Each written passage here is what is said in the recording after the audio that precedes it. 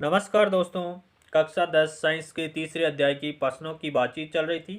देखिए अगला प्रश्न है प्रश्न संख्या 7। जंग किसे कहते हैं, इसके लिए किन किन आवश्यकताओं को पूरा होना आवश्यक है।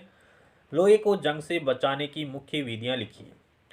देखिए लंबे समय तक आर्द्र वायु में रहने पर, कैसी वायु में, आर्द्र वायु में रहने पर लोहे पर भूरे रंग की परत चढ़ जाती है जिसे जंग कहते हैं। यह आयरन ऑक्साइड और आयरन हाइड्रोक्साइड का यौगिक होता है। जंग लोहे की सतह को कमजोर कर देता है। इसके कारण लोहे की बनी वस्तुओं का बहुत नुकसान होता है। लोहे पर जंग लगने के लिए वायु एवं नमी की आवश्यकता होती है। इसकी वायु और नमी की आवश्यकता होती है। इसे निम्न क्रियाकलाप द्वारा स्पष्ट किया जा सकता है। देखिए एक चित्र दिया गया है जिसमें 3 परख नलियां ली गई है। ये परख नली ए है, ये परख नली बी है और ये परख नली सी है। तो ए परख नली में केवल जल डाला गया है और उसके अंदर लोहे की कील डुबो दी गई है। जंग लगी हुई लोहे की कीलें, जंग लगी हुई नहीं है, ये पहले कीलें डुबोई गई है और इसमें ऊपर वायु भी भरी हुई है। परख नली बी में आश्रित जल भरा गया है। परख नली बी में आश्रित जल भरा गया है। जल के ऊपर तेल की परत है। जल के ऊपर किसकी परत है, तेल की परत है यहाँ पर, और फिर ऊपर वायु है। परख नली सी के अंदर केवल और केवल शुष्क वायु है और निर्जल कैल्शियम क्लोराइड डाला गया है ताकि जो इस वायु के अंदर आर्द्रता है उसको सोख ले। इसके अंदर केवल और केवल शुष्क वायु है। किस परख नली में रखी लोहे की कीलों पर जंग लगेगा। देखिए लोहे पर जंग लगने के लिए किसकी आवश्यकता होती है, एक तो वायु होना जरूरी है प्लस आर्द्रता या नमी होना जरूरी है। किस परख नली के अंदर ये दोनों चीजें हैं।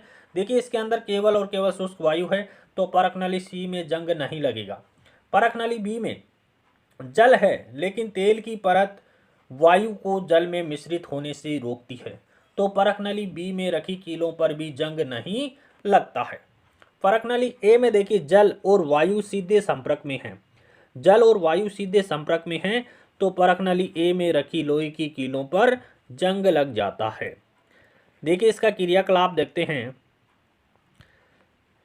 लोहे पर जंग लगने की स्थिति की जांच करना। परख नली ए में वायु एवं जल दोनों उपस्थित है। परख नली बी में जल में विलीन वायु नहीं है क्योंकि तेल से अलग हो रही है, और परख नली सी में शुष्क वायु है।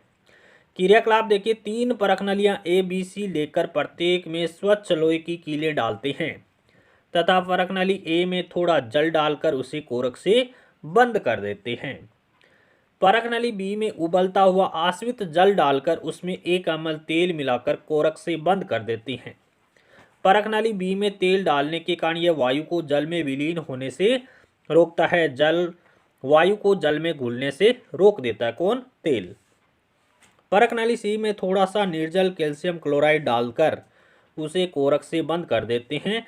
कैल्शियम क्लोराइड क्या करता है, वायु की नमी को सोख लेता है और परख नली सी के अंदर शुष्क वायु रहती है।